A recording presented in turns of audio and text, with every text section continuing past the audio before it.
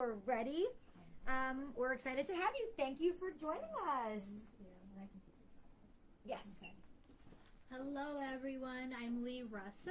I am the Child Life Specialist at the Valley Health System. I'm new to Valley, but I'm not new to Child Life. I'm going to give you a little bit of a background, a very short background on Child Life, in case some of you maybe aren't familiar with it. So the Child Life Specialist works with kids normally in the hospital setting.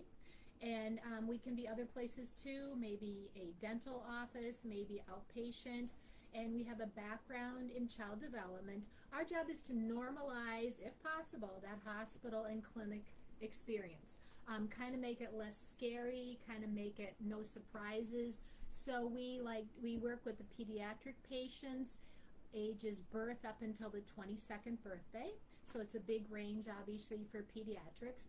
We educate the kids developmentally appropriately about their hospital visit, about their diagnoses. We prepare them. I prepare a lot of kids for MRI, for CAT scans, even to get IV starts. We work with that too. Our modality is play. We do a lot of play. That's how kids work things out, makes them more comfortable, and you can learn a lot, as you know, through play. And we also use self-expressive activities. We might use Play-Doh. We certainly use a lot of that. Painting, anything drawing, anything that will help that kid kind of cope with their visit. So we like to meet the children where they're at developmentally. Are they ready to hear this? You know, maybe, maybe not. We might go in a little bit at a time. I learned from a professor she spoon feeds them. Like, let's give them a little bit of information. Let's hold back. We're going to meet them where they're at, the child, because we're gonna follow their lead. So this is all to promote that positive coping. And so my history with Valley. I started volunteering here many, many years ago in the pediatric Butterflies program, the pediatric hospice program, and I thought, ooh, I kind of would like to do this for a job. Heard somebody mention Child Life, so I went to Bank Street College of Education in Manhattan, and so I got a master's in Child Life, and so I worked at Hackensack University Medical Center for 9 years in Child Life. Started in the emergency room, went to the pediatric operating room, and then I spent 7 years in pediatric hematology oncology. So I went from a team of about 14 or 15 child life specialists to now at Valley me. So I'm a team of one. Very exciting though. Kind of like hoping to grow this program because appears to be a lot of need for it. So yeah, when I saw that Valley had it opening, I was really excited. So I'm housed on pediatrics in the hospital, but I actually go wherever there's pediatric patients. So I do go to the emergency room. I do go to the NICU. I get called to the MRI. I go to diagnostic imaging, wherever those team members feel that Child Life might be useful, and then the kids and the families could benefit. So we collaborate with you, the families, and we collaborate with the medical team. So kind of looking at medical visits, which all of our kids go to from the time they're born on up. So in ways that caregivers can prepare their kids for medical visits, age appropriately. Like, we're not going to say probably the same thing to a 3-year-old as we are to a 15-year-old. We're also going to look where they are developmentally. Are there special needs? Are there things we kind of need to take a look at? Maybe a child is on the autism spectrum. We're going to take a look. Should we try and keep the lights low? Shall we kind of reduce the amount of people going into the room? We all like to know that, and that'll help that child cope, and it'll also help the family. So even looking at those medical visits, you guys probably have these at home. What's so valuable to me are the medical kits, the toy medical kits, the doctor's kits. So useful. I also, well, now looking back, my kids are in their 30s, but looking back, I like those doctor's kits. Throw in some real stuff too. Throw in some gauze, throw in some fun Band-Aids, and kind of let them lead. Let's see what they know about their medical visit. If they put the otoscope on their shoulder, fine with me. Just so they're kind of comfortable. And I have medical play materials here and toy materials, and I usually mix them up. I might put in a real stethoscope, and just kind of like get them used to stuff too. So one thing we like to do is I'll prep. Sometimes I use props. This is my teddy bear. His name is Bradley. One of the nurses, Billy, helped me put in an NG tube. This is something that would be very unusual. Normally kids aren't going to get this. Sometimes they do need a little help with feeding. So I will use Bradley for kind of to show an NG tube. I've actually used it with a 14-year-old. The nurse has requested, ooh, could you go into so-and-so? They really could help. You know, they're not happy with this NG tube, but let's kind of normalize it. Sadly, kind of make it fun if we can. So we do that too. I might even use Bradley for an IV start to show the kids kind of like we're going to clean, we're going to put the tourniquet on, and then I might use needles myself. I mean, obviously the child would, just to kind of normalize it. I normally wouldn't do it on a patient's teddy bear because that's their special thing, unless they would request that. I would do it on my stuff because we don't want to hurt the teddy bear that you own or the toy elephant, whatever, too. So I use a lot of props like this for teaching. I've certainly used, again, like this gentleman for an older kid, too. And I usually say, well, this is what I use for the younger kids. But they kind of like it, and it kind of like normalizes it, too. So one thing, too, that we like to do in Child Life, advocate so there's no surprises. Sometimes I say birthdays are fun. We want surprises for birthdays. Medical stuff, I really would like to see them know everything developmentally as much as they can. And so no surprises. So also advocating. And that's where we work with the family, with moms, dads, with the caregiver to advocate. We like to advocate for the comfort positions. And you may just do this naturally, actually. I'm going to use Bradley again because he's my buddy. So comfort positions, if they're going to get a blood draw, possibly a vaccine, we're going to look at that too. You can do it that we do just say a big bear hug, convenient on him because he's a bear. Just a nice bear hug. They can be facing out, and then the nurse the nurse can work over here, the phlebotomist with the blood work. Maybe they can do that vaccine. Also, I like to use my distraction toys. I have this find it too. There's many things hidden in there. I've done gone with many patients to endoscopy who have spent half an hour with this too. That's another thing too. Getting back to a comfort position, we can do it this way too. Put your child on your lap, do a nice big hug this way so they're feeling safe, they're feeling comforted, and their arm would be free to have the nurse possibly do blood work and stuff. Also using appropriate language, even for blood pressure cuffs. Medical team members may say, this is a muscle tester. Totally fine. I'm also going to slip in there, it's a blood pressure cuff, because I really like them to know the right words. So just so they're used to it from day one, just so they know kind of what's going on. Also, I also have this too, even for blood work. I was going to talk about IVs again. They are scary. And I usually just say to kids, your only job is to hold still. You can cry, you can scream, totally fine with me, because you know what, that's how kids go, totally fine. So your only job is to hold still. So again, I have another distraction type toy. This is called the Buzzy. It used to be called the Buzzy for shots. I believe now it's just called the Buzzy. You may have seen this.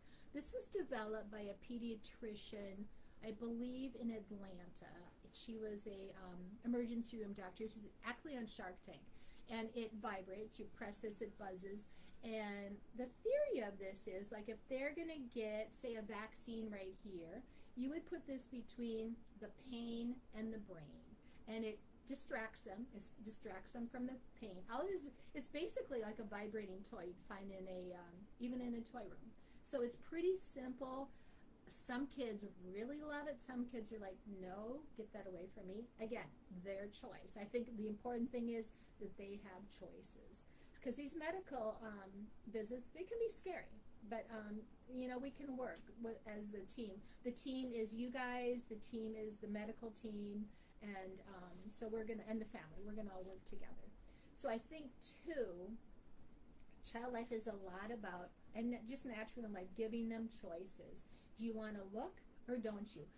How many times have I seen maybe a parent do this, like, don't look, don't look, don't look. And my deal, if somebody did that to me, I'd be like, what? It'd be like, don't look at the sky right now. Where are you going to look? Sky. So give them a choice, because some kids really don't want to look, and some kids are absolutely just fine looking. And again, they're going to cry, possibly. That's okay. Totally okay. You just need to hold still, and then you soothe after. And I think that's part of the coping too. We get upset on our own about some other things, adults do, and it's like, then we settle down. We went through something tricky, and then we were able to do it. So I think giving choices, it also gives them mastery of their environment. Like, well, I was able to look, and I did okay, or I didn't want to look, absolutely fine as well. I think too, another choice is they can choose a Band-Aid. Do you want a camouflage Band-Aid? Do you want a SpongeBob one? Do you want a princess Band-Aid, if that's possible? They can do that too. Something I haven't been able to do since COVID, which I really used to use a lot, is bubbles, blow bubbles. And again, I can't because I'm wearing a mask. A lot of times now on the inpatient unit, I will give caregivers bubbles. I'll say, I had a mom this morning for a 1-year-old. I said, did I give you bubbles? And she said, no. I said, I'm not able to blow them. I'm going to give you a bottle of bubbles. And then it just soothes mom even too. It soothes the patient.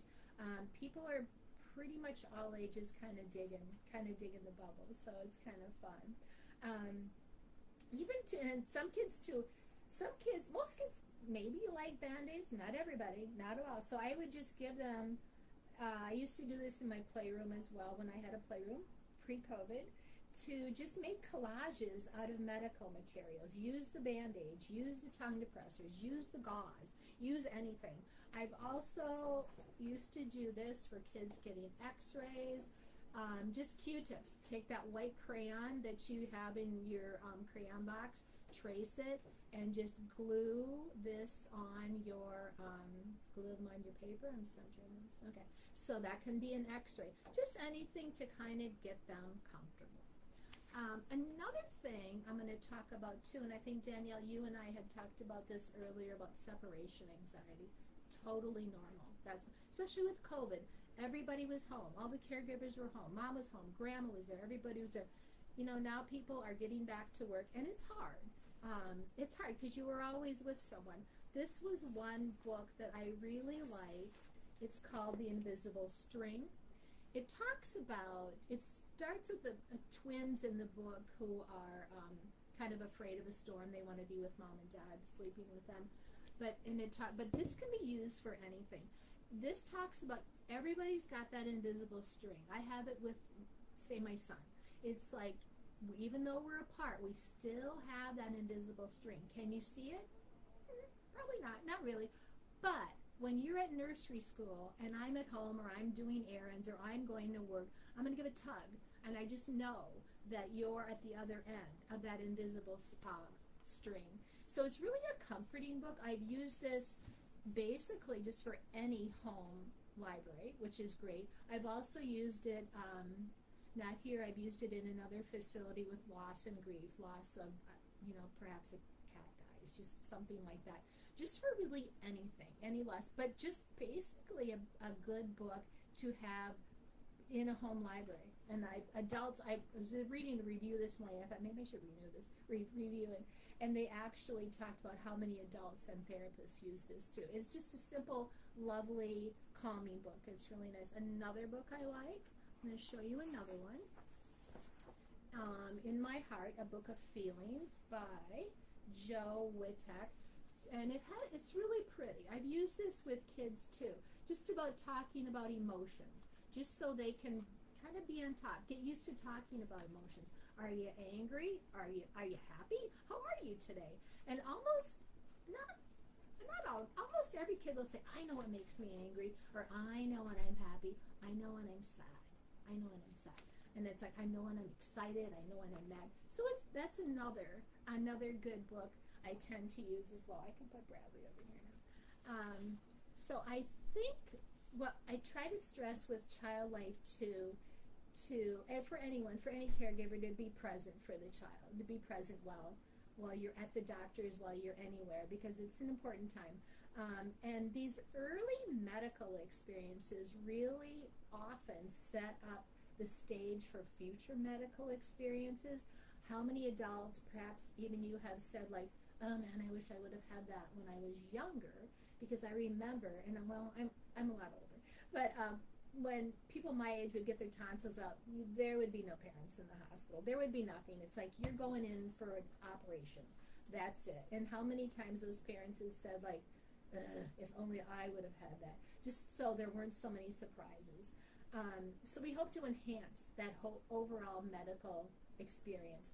And again, we partner with the families. You are part of the team, part of the medical team. We're going to advocate for your child. We're going to do what's best for your child. Sometimes with my position, I'll walk into a room, they don't know me, they've just maybe been, had some blood work by the nurse, and they'll kind of look at me, it's like, whoa, nope, I'm the fun one, I'm really fun. So I might have my wand too. Oh, let me get my wand, because I know we had wands on there too. So just use these wands. These are magical to me as well. Again, the fidget spinners, the squishies, all so amazing. And again, adults kind of like them too. So I'm going to just briefly touch on two websites I really like. I used this one during grad school called kidshealth.org. What I really like about that, it has a spot, information for kids, for teens, and for parents or for adults. And I really like that, looking up anything, diabetes. It's going to like give a view like, what's a school age kid gonna like? What's a 5-year-old kid gonna understand? Or a middle school or a teen, or the parents who really need, and I as well need a lot of education on a lot of things too, and it's always there. So that's kidshealth.org. I also really like healthychildren.org. That's from the American Academy of Pediatrics. So I really like that one as well. Just something extra to have in your ammo bag. And I was just going to, where's my other thing here? It's going to close this up. So, yeah, and sometimes I tell kids that I have the most fun job in the hospital. So other people could argue with me, but I kind of do. Anyway, so I raised my kids many years ago, and they're in their 30s now, but I kind of like this quote from Mr. Rogers. And he always said, when I was a boy, and I would see scary things in the news, my mother would say to me, look for the helpers. You will always find people who are helping. And I think that's good for kids to know of all ages, but it's also good for adults too. Like moms, dads, if you're overwhelmed, get the neighbor, get the aunt. Everybody's there to help. You've helped many people, so be open to having people help you as well. Thank you. Wait, I thought I had the most fun job in the hospital. Oh, okay. See. No, I'm wrong. I'm wrong. So I thought I had the most fun job in the hospital, and I was so far off. But so we do have one question, so let's switch spots. So, how can we get our daughter to tell us when she has a boo-boo? If she gets hurt, she's hidden it from us, saying, I don't know what happened or how it happened. You know what I would do? I'm thinking, that's good. I've heard of that a little. That's interesting. I would say like, oh my gosh, Bradley got a boo-boo. I don't know why. Do you know how it happened? Did he fall? I'm wondering if you can kind of play it out through that. Like, how did that happen? So, no, it's not like yours, is it? Oh, is it? It is like yours? Oh, you did kind of hurt yourself? Okay, alrighty. So I would try and play it out a little bit, and depending on what that boo-boo was, maybe, I wonder, would Band-Aids help? Nope, okay. Would a kiss help? Would a hug help? Kind of go in that direction. But that's a good question. It's interesting, right? Yeah, it's good.